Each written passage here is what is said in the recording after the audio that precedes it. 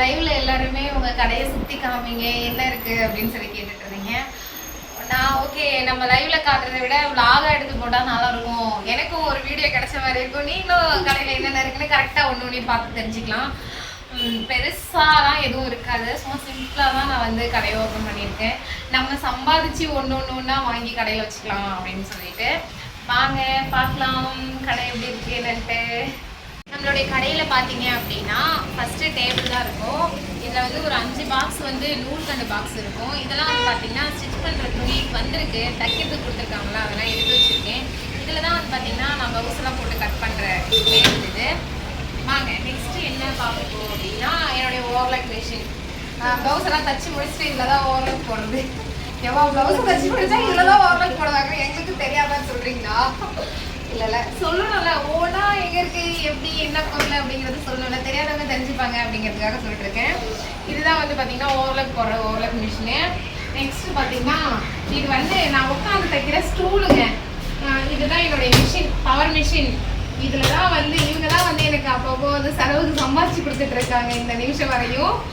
அதனால் இது வந்து மை செல்லம். நெக்ஸ்ட் வந்து பார்த்தீங்க அப்படின்னா இது என்னன்னா மக்காச்சோளம் முத்து சோளம்னு நாங்கள் சொல்லுவோம். ஒவ்வொரு எப்படி சொல்லுவாங்க என்னன்னு சொல்லிட்டு எனக்கு கமெண்ட்ல சொல்லுங்க.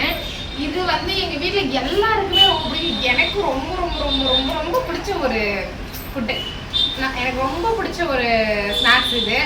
எனக்கு அதுவும் அவிச்சு சாப்பிட்றதுக்கு ரொம்ப பிடிக்கும். உப்பு போட்டு அவிச்சு சாப்பிடுவாங்கல்ல, அதுதான் எனக்கு ரொம்ப பிடிக்கும். இந்த கால்லாம் எனக்கு பிடிக்காது அவ்வளோவா, இதுதான் ரொம்ப பிடிக்கும். வந்துச்சு அதனால பாப்பாங்க 2 பேரும் வந்திருக்காங்க. சரி எங்களுக்கு ஆளுக்கு ஒன்றுன்னு சேர்த்து 3 வாங்கியிருக்கோம்.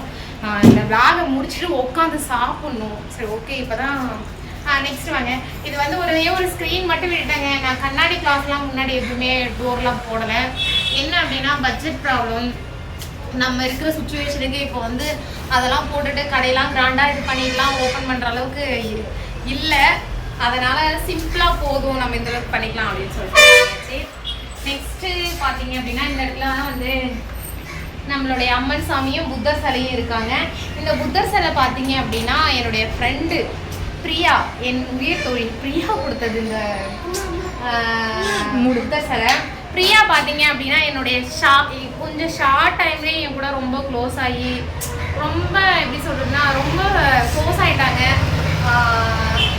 எப்படி சொல்றது, எனக்கு நான் ஏதாவது தப்பாக ஒரு முடிவு எடுத்தால் கூட இல்லை கவி அதை அப்படி பண்ணாத, இதை எப்படி பண்ணு அப்படின்னு சொல்கிறதுக்கு என்னை டீச் பண்ணுறதுக்காகவே வந்து எனக்காக படைக்கப்பட்ட ஒரு ஜீவன் நினைக்கிறேன் நான். ஓகே நெக்ஸ்ட்டு வந்து பார்த்தீங்க அப்படின்னா கடையில் சாமிக்கு பூஜைக்கு தேவையான எல்லா பொருளும் இந்த இடத்துல இருக்கும்.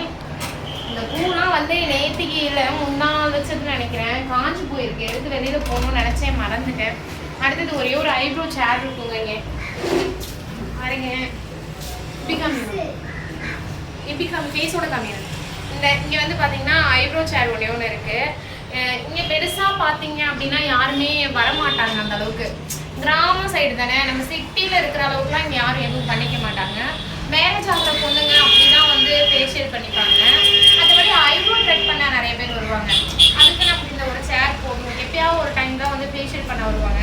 மெனிக்கூர் பெடிக்கூர் இது மாதிரிலாம் யாருமே இங்கே வந்து பண்ணிக்க மாட்டாங்க. ஹேர் கட்டு அது மாதிரிலாம் இங்கே யாரும் வர மாட்டாங்க.